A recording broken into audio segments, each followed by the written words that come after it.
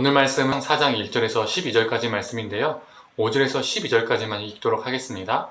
브에롯 사람 림몬의 아들 레갑과 바하나가 길을 떠나 볕이 쬐을 때쯤에 이스보셋의 집에 이르니 마침 그가 침상에서 낮잠을 자는지라.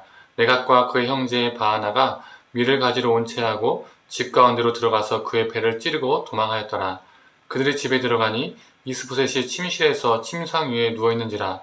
그를 쳐 죽이고 목을 베어 그의 머리를 가지고 밤새도록 아라바 길로 가 헤브론에 이르러 다윗 왕에게 이스보셋의 머리를 드리며 아르되 왕의 생명을 해하려 하던 원수 사울의 아들 이스보셋의 머리가 여기 있나이다. 여호와께서 오늘 우리 주 대신 왕의 원수를 사울과 그의 자손에게 갚으셨나이다 하니 다윗이 브에롯 사람 림몬의 아들 레갑과 그의 형제 바하나에게 대답하여 그들에게 이르되 내 생명을 여러 환난 가운데서 건지신 여호와께서 살아계심을 두고 맹세하노니 전에 사람이 내게 알리기를 보라 사울이 죽었다 하며 그가 좋은 소식을 전하는 줄로 생각하였어도 내가 그를 잡아 시글락에서 죽여서 그것을 그 소식을 전한 가품으로 삼았거든. 하물며 악인이 의인을 그의 침상 위에서 죽인 것이겠느냐. 그런즉 내가 악인의 피 흘린 죄를 너희에게서 갚아서 너희를 이 땅에서 없이 하지 아니하겠느냐 하고 청년들에게 명령하며 곧 그들을 죽이고 수족을 베어 헤브론 목가에 매달고 이스보셋의 머리를 가져다가 헤브론에서 아브넬의 무덤에 매장하였더라. 아멘. 아침 묵상을 들으시는 모든 성도님들에게 하나님의 은혜가 있기를 간절히 소망합니다. 요압에 의해서 아브넬이 죽었습니다. 이스보셋은 아브넬이 죽었다는 소식을 듣고 1절을 보면 손에 맥이 풀렸다라고 기록되어 있습니다. 아브넬이 자신의 머리 위에서 권력을 휘두른 사람은 맞지만 한편으로는 이스보셋의 입장에서는 아브넬이 있었기 때문에 자신이 그나마 그 왕권을 유지하면서 살 수 있었던 것이죠. 그게 사실이었습니다. 그러나 아브넬이 죽었으니 자신의 자리가, 자신의 권세가 풍전등화에 놓이게 된 것이죠.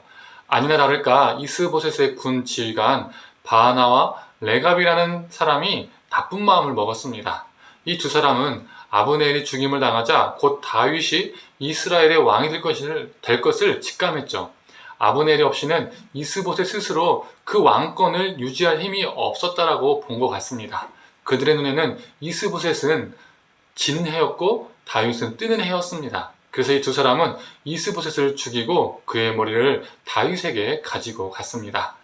이 두 사람의 행위는 이미 지는 해인 이스보셋을 배신하고 뜨는 해인 다윗을 선택함으로써 지금까지 자신들이 누려왔던 그 권세와 부를 계속적으로 유지하겠다라는 합리적인 계산이었죠.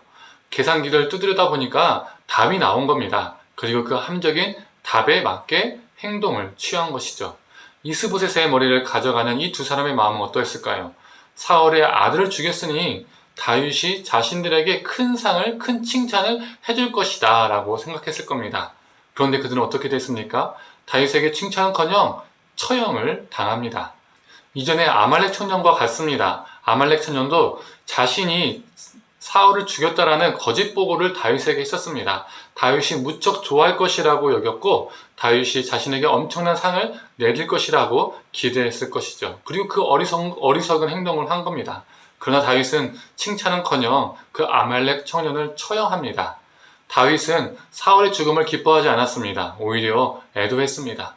오늘 본문에 나오는 바하나와 레갑은 다윗이 어떤 사람인지 몰랐던 것 같습니다. 아니, 아는데 욕심에 눈이 멀어서 다윗이 어떤 사람인지 잊은 것 같습니다. 다윗은 이전에 사울을 직접 자신의 손으로 2번이나 죽일 수 있었으나 죽이지 않았던 사람입니다. 이 사실을 군 지휘관인 바하나와 레갑이 몰랐을까요? 다윗이 사울을 살려주고 그 거리를 둔 상태에서 큰 소리로 대화를 나눈 적이 있었습니다.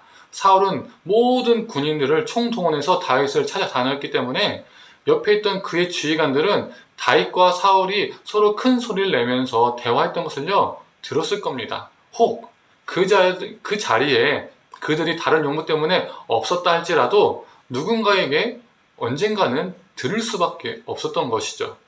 또 사울을 죽였다고 거짓 보고한 이 아말렉 청년의 처형은 그들은 몰랐을까요? 다윗은 기뻐하지 않았고 슬퍼했습니다. 그리고 심지어 애가까지 만들어서 불렀습니다. 그 애가가 온 이스라엘에 퍼졌을 겁니다. 아브네엘의 죽음도 마찬가지죠. 다윗은 아브네엘의 죽음을 기뻐하지 않았습니다. 오히려 아브네엘을 죽인 요압을 저주했죠. 질타했습니다. 그리고 아브네엘의 죽음을 애도하기 위해서 애가까지 만들었습니다. 그리고 이 애가가 온 이스라엘에 퍼져서 이 온 이스라엘의 백성들은 다윗에 관한 오해를 풀기 시작했죠. 이 정도면 다윗에게 이스보셋의 머리를 가져가면 다윗이 좋아하는 것이 아니라 자신들에게 칭찬과 상을 내리는 것이 아니라 자신들도 큰일 날 수 있다는 것을 예측할 수 있었을 텐데 자신들이 누리고 있던 권세를 여전히 누리고 싶은 그 욕심과 욕망 때문에 그 생각 회로가 멈추게 된 겁니다. 그들을 어리석게 만들었죠. 그런데요, 세상의 기준과 세상의 눈으로 봤을 때 앞에서도 언급했지만 그들의 결정과 행동은요, 매우 합리적인 결정과 행동이었습니다. 그들의 선택은요, 매우 지혜로운 똑똑한 선택이었습니다. 왜 그렇죠?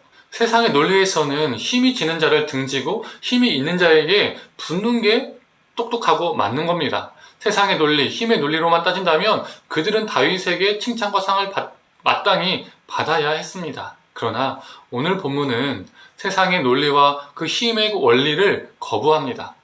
악한 자의 꾀는 겉으로는 매우 합리적인 것 같으나 맞는 것 같으나 결국 멸망의 길로 달리는 것이라는 것을 오늘 본문은 우리에게 말해주고 있습니다. 바하나와 레갑이 지극히 세상 논리, 힘의 논리로 살아가는 자였다면 다윗은 그 세상 논리를, 힘의 원리를 거스르며 살았던 사람이었습니다. 사람의 실수를 거부하고 하나님의 선하심과 공의를 의지한 사람이었습니다. 성도님들, 세상 논리로, 힘의 논리로 살아가는 자는 이 세상에서 매우 합리적으로 보일 수 있으나 하나님 안에서는 그 끝은 멸망입니다. 멸망의 길로 계속 달려가는 겁니다. 우리가 욕망을 따라서 세상 논리로, 힘의 원리로 살아가는 자가 아니라 하나님의 선하심을 붙들고 하나님의 원리로, 하나님의 공의를 의지하고 살아가기를 간절히 소망합니다. 그래서 오늘도 이 어그러진 세상의 논리를 거부하고 하나님의 말씀으로 살아가고 승리하기를 간절히 축원합니다. 함께 기도하겠습니다. 하나님, 이 레갑과 바하나가 자신들의 욕심 때문에 힘의 논리로, 세상의 논리로 움직이는 것을 보게 됩니다. 하나님, 우리도 이 두 사람의 모습이 우리 안에 있지 않은지 돌아보게 하여 주시옵소서. 우리의 욕심을 따라서 힘의 논리, 세상의 논리로 움직이는 것이 아니라 하나님, 우리가 하나님의 말씀으로 움직이게 하여 주시옵소서. 하나님의 말씀을 따라 살게 하여 주시옵소서.